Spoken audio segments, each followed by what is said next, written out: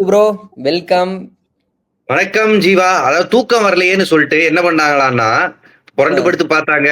அதுக்கப்புறம் வந்து தலகாணிய மாத்தி பார்த்தாங்க, மெத்தைய மாத்தி ம். பார்த்தாங்க, கடைசியில கட்டிலையே மாத்தி பார்த்தாங்க. அப்படியும் தூக்கம் வரலையேன்னு சொல்லிட்டு கடைசியில செவுத்த பேத்து வேற ரூமுக்கு போய் படுத்து, கோட்ட அ, அழிச்சு எல்லாமே பண்ணி பார்த்துட்டாங்க. இனிமே தூக்கம் வருதான்னு பார்க்கணும். தப்பிச்சுக்கு தப்பிச்சுக்கு பிக் பாஸ்.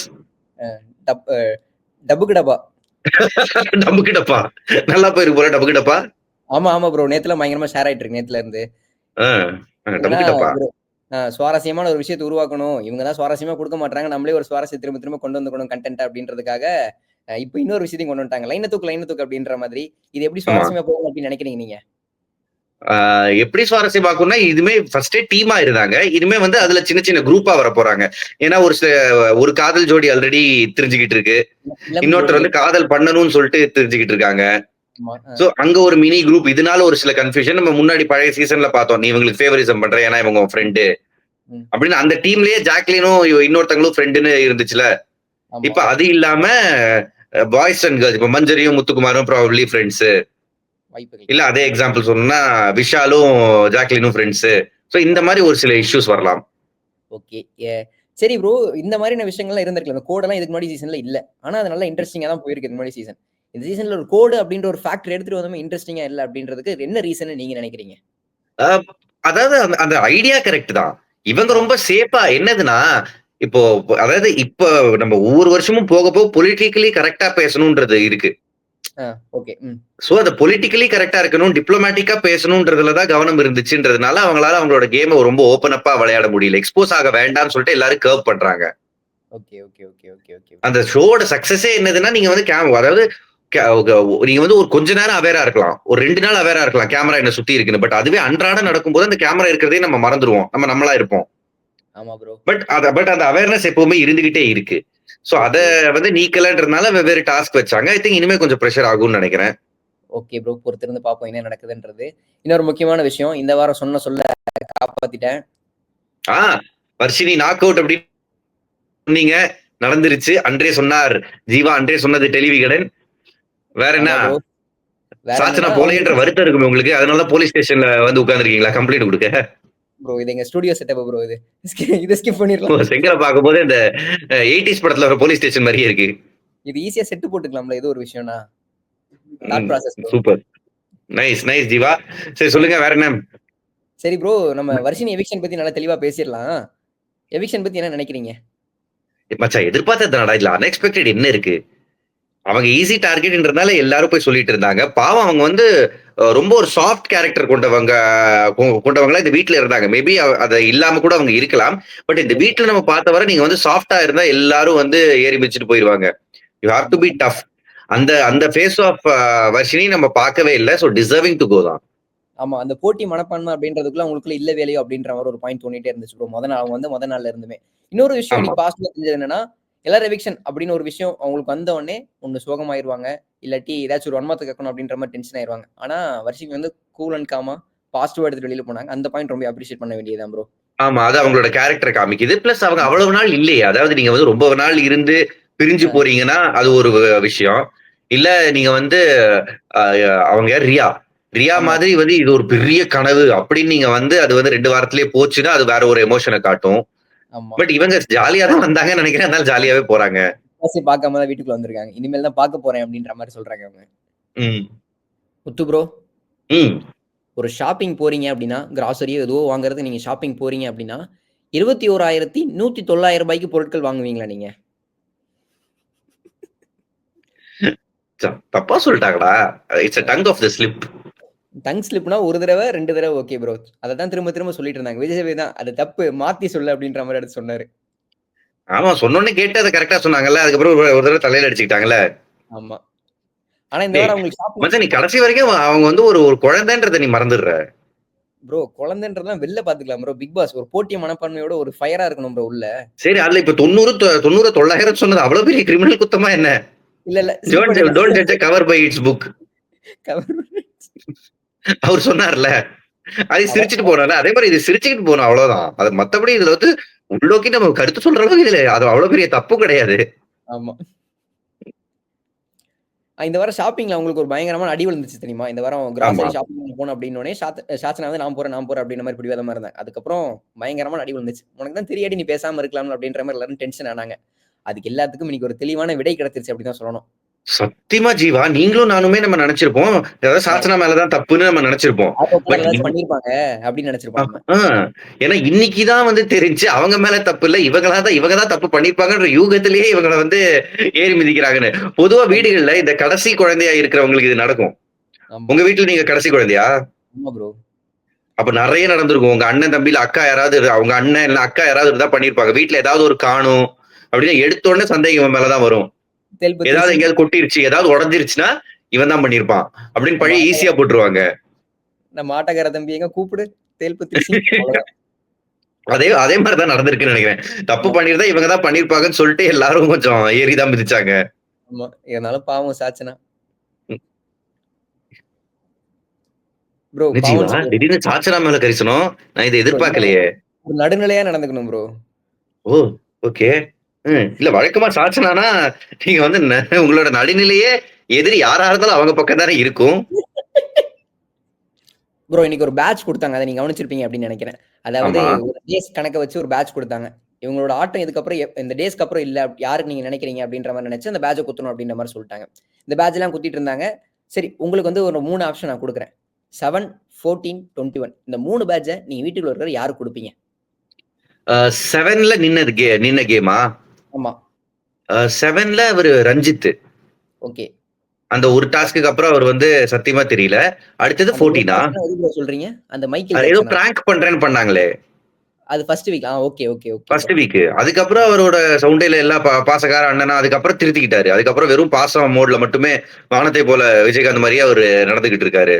ஆமா. நான் இன்னும் கவுண்டம்பாளையம் ரஞ்சித் எதிர்பார்க்கிறேன். அது பார்க்கவே முடியறதில்ல. சீரியஸ் மோடு வந்து எதிர்பார்க்குறீங்க. ஆமா. அதுக்கப்புறம் 14 2 வாரத்துக்கு அப்புறம்னா தர்ஷிகா தான். 14ஆ 21ஆன்னு சொல்றது தெரியல. ஏன்னா 2 தடவ கேப்டன்சி பண்ணாங்க. ஆமா, அதுக்கப்புறம் ஆளே காணோம். அதுவும் இந்த காதல் வசப்பட்டு அவங்க பண்றது வந்து அவங்க கேமையே வந்து அஃபெக்ட் பண்ணுது. என்ஜாய் பண்ண முடியல நம்மளால பார்க்கும்போது. ஆமா. மொத்தமா அவங்க கேமையும் தொலைச்சிடுறாங்க இந்த விஷயத்தினால. அவங்க நல்லா அவங்க இந்த மாரி பண்ணா நல்லா இருக்கும்னு நெனச்சுட்டு பண்றாங்களா இல்லையான்னு எனக்கு தெரியல. But okay. முன்னாடிலாம் அவங்க நல்லா எல்லாத்துக்கும் குரல் குடுத்துக்கிட்டு இருந்தவங்க, இப்ப திடீர்னு டம்மி பாவா ஆயிட்டாய்ங்களோ! அப்படின்னு எனக்கு ஓகே. தோணுது. அதுக்கப்புறம் இன்னொன்னு வந்து விஷால். அவரும் அதே ம். கேட்டகரில தான் வருவாரு எனக்கும். ஏன்னா முன்னாடி வந்து ஒரு 2, 3வது வாரம்லாம் இந்த முத்துக்குமரனோட ஹோல்ல இருந்து வெளிய வந்து விஷால் நல்லா பண்ணிக்கிட்டு இருந்தாரு. ஆமா. இப்ப திரும்ப ஒரு பாதை மாறிட்டாரு அப்படின்னு தான் சொல்லணும். அவரு ஆமா. ட்ராக் வேற மாரி அதாவது போயிட்டு நான் இவங்களும் அவரு வந்து காமெடி பண்ணுவாருன்றீங்க. இவரு வந்து நான் காமெடி பண்ணுவேன். இதான் என் கேரக்டர். கடைசி வரையும் சிரிப்பே வரலையா? காமெடி எங்க? அவர் மனசுக்குள்ள எ புகுந்து யாரோ நம்ப வச்சிருக்காங்க. நீங்க ஆமா. காமெடி நம்ப வச்சு கரெக்ட். Absolutely correct. யாரோ நம்ப வச்சுட்டாங்க. எந்த காமெடி வரலன்றதுனால தானே கோதாவரி கிழிச்ச கோட்ட அழிடின்ட்டாங்க. அவரா நெனச்சுக்கிறாரு. அவர் காமெடி பண்றாருன்னு சொல்ட்டு. சிரிப்பு வரல ஜீவா. சத்தியமா வரல. ஆமா. இன்னைக்கு இந்த பேட்ச் குடுக்கும்போது ரஞ்சித் ஒரு விஷயம் பண்ணாரு. நீங்க கவனிச்சீங்களா? இத நான் பாசிட்டிவா எடுத்துக்கிறேன் சார்.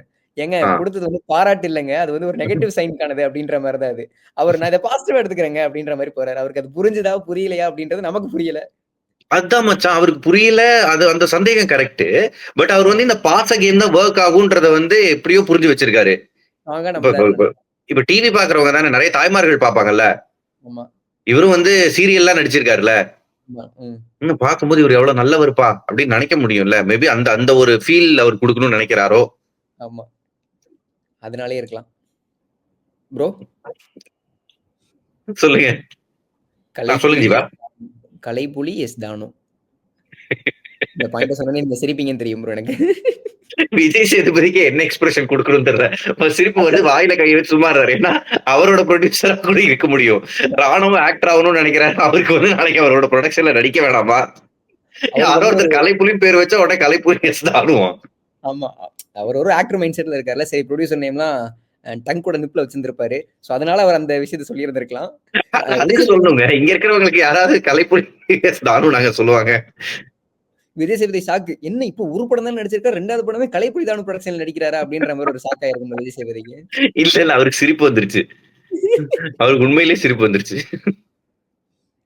பாவம் ப்ரோ அவருக்கு இன்னைக்கு பர்த்டேவா இன்னைக்கு. பாவம்.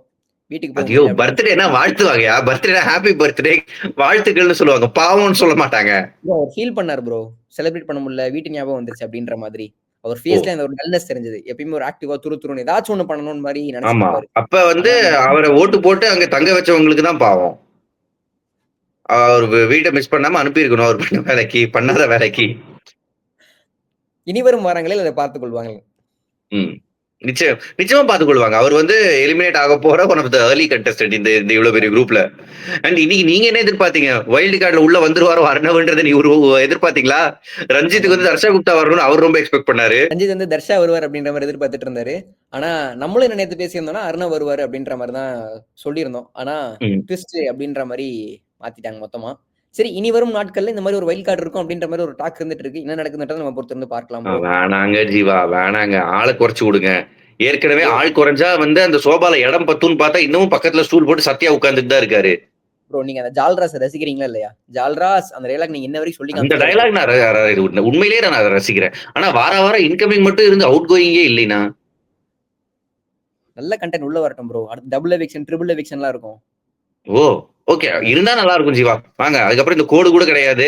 சோ நல்ல கன்டென்ட் நம்ம எதிர்பார்ப்போம். ஆமா. ப்ரோ இந்த வாரம் எனக்கு இது ம். வருத்தம் ப்ரோ. என்னையா? அந்த டமக்கு டப்பா டயலாக்க வந்து அவர் வந்து சாட்டர்டே எபிசோட்ல போட்டாரு ப்ரோ. அதாவது ஷூட்டிங் நடந்த அந்த நாட்கள்ல வந்து போட்டாரு ப்ரோ. அந்த இத வந்து விஜய் சேதுபதி பார்த்திருக்க மாட்டாரு. அதாவது இன்னைக்கு தான் அது மேபி அந்த விஷயம் வந்து பார்த்திருப்பாரு விஜய் சேதுபதி. ம். உடனே பார்த்திருந்தாருன்னா, அவர் பண்ற ஃபன்னுக்கு பயங்கரமா இருந்திருக்கும். அத மிஸ் பண்றேன் ப்ரோ நானு. அடுத்த வர நமக்கு வரைக்கும் டப்பா. அவர் அவரே இது நல்லா இருக்கு. ஒரு பாட்டு போடுங்க அப்டின்ட்டு இருப்பாரு. ஆமா. அடுத்த ம். வர வரைக்கும் அத விஜய் சேதுபதி ஞாபகத்துல வச்சு சொல்லுவாரா அப்படின்றதும் தெரியல. சொல்லுங்க. ஓகே. ஒரு கோரிக்கை பாவம். சின்ன பையன் ஜீவா வந்து ஆசைப்படுறான். சின்ன பையன் என்ன சப்போர்ட் பண்ணீங்க அப்டின்ற மாரி. நமக்கு டப்பா பாட்டு போடுங்க. பாட்டு பாட சொல்லுங்க. ப்ரோ இன்னொரு விஷயம்.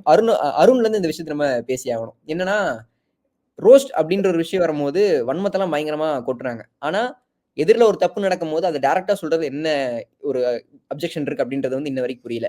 இந்த வாரம் தீபக் பண்ண விஷயம் வந்து சிவாவுக்கு ஒரு பயங்கரமான டென்ஷன் ஏத்திருச்சு போல.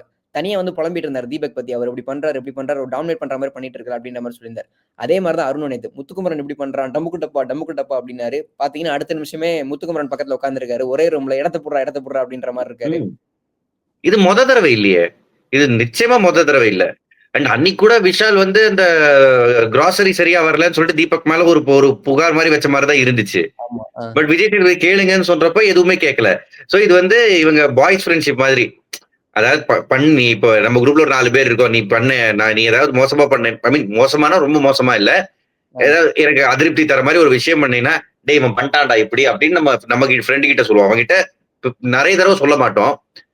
அந்த மாரி தான் கண்டிப்பா. அவங்க பண்றாங்க. ஏன்னா இந்த 100 நாள் முடிஞ்சதுக்கு அப்புறம் நீ யாரோ, நான் யாரோன்னு போயிருவாங்க. இந்த நேரத்துல எதுக்கு இத போய் சொல்லி இத ஒரு விஷயமா உருவாக்கணும்னு நெனச்சுக்கிட்டு இருக்காங்களோ என்னமோ! ஆமா. அப்பயாச்சும் ஒரு இன்ட்ரஸ்டிங்கான ஃபேக்டர் வரட்டுமே ப்ரோ. அதத்தானே எதிர்பார்த்துட்டு நிச்சயமா. இருக்கோம் எல்லாருமே. வரும். எவ்வளவு நாள் தான் உள்ள அடக்கி வச்சிருப்பாங்க. இவங்களோட வன்மத்தெல்லாம் பார்த்தீங்கல்ல. ஒரு தடவ சௌந்தர்யா கிடைச்சான்னா எல்லாத்தையும் இறக்குனாங்க. ஒரு தடவ ஆமா. மஞ்சரி கிடைச்சான்னா ஒட்டுமொத்தமா இறக்குனாங்க. இப்பதான் டீம் பிரிஞ்சாச்சுல்ல. இப்ப வேற வேற டாஸ்க்ல வேற டீம் போடுவாங்க. சோ நீங்க உங்க டீமுக்காக விளையாடணும்ன்றப்போ இவங்க பண்ற தப்பு அப்படின்றப்ப சொல்லுவாங்க. அந்த வீட்ல நீ இருந்தப்போ அப்பவும் நீ இப்படிதான் பண்ணேன்ற பாயிண்ட் எல்லாம் வரப்போகுது பாருங்க.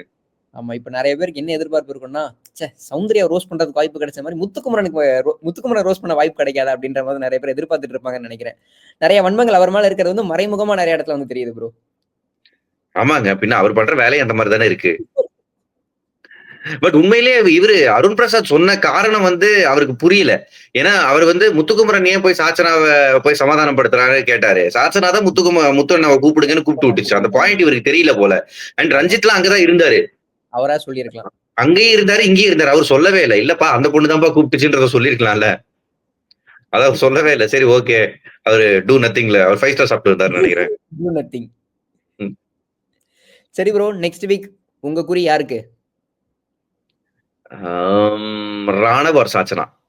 Raanav or Sachana. Okay bro. உங்களோடது? ரயான்? இல்ல. Go with single choice bro. Only Sachana. Oh! நீ எப்பவுமே சாச்சனா வெளியேறினா தான் ஓகே. அன்னைக்கு ஒரு 5 ஸ்டார் வாங்கி தரேன் ஜீவா உனக்கு.